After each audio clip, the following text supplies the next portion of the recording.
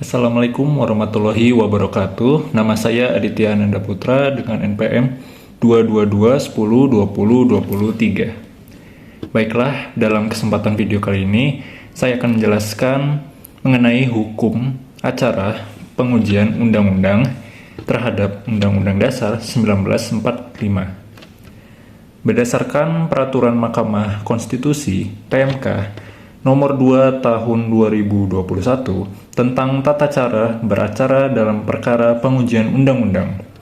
Yang pertama, para pihak dalam perkara pengujian undang-undang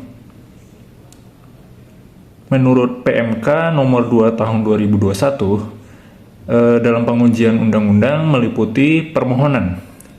Pihak yang mengajukan permohonan itu undang-undang yang dapat berupa pertama, perseorangan, warga negara Indonesia. Yang kedua, kesatuan masyarakat, hukum adat selama masih hidup dan sesuai dengan perkembangan masyarakat. Ketiga, badan hukum publik atau privat. Keempat, lembaga organisasi. Yang terakhir, ada kemasyarakatan dan pemberi keterangan. Pihak pemberi keterangan yang pertama itu ada DPR, Dewan Perwakilan Rakyat, sebagai pembentuk undang-undang.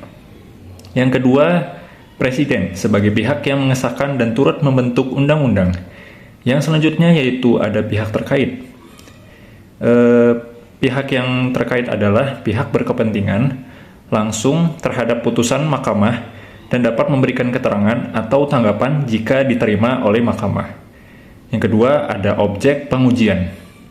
Undang-undang sebagai objek pengujian adalah undang-undang baik seluruh maupun sebagian pasalnya terhadap Undang-Undang Dasar 1945. Mahkamah Konstitusi menguji yang pertama format pengujian terhadap prosedur pembentukan undang-undang.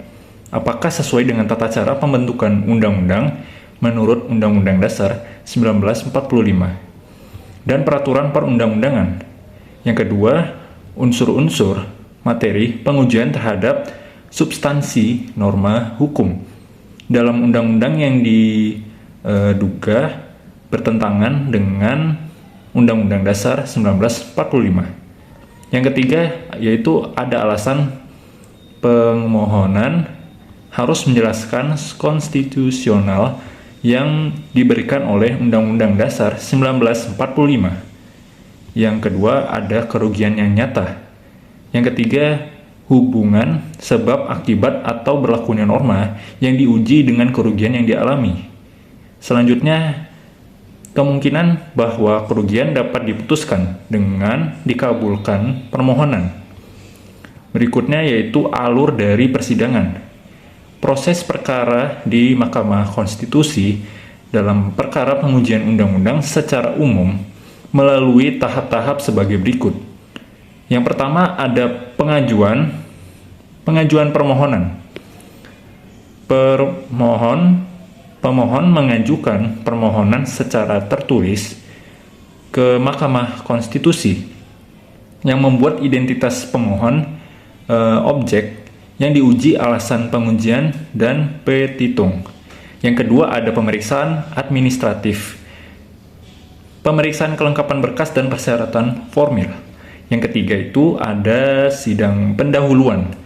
Di dalamnya ada pemeriksaan identitas, ada pokok permohonan, dan ada penilaian mahkamah terhadap syarat formil dan substansi awal.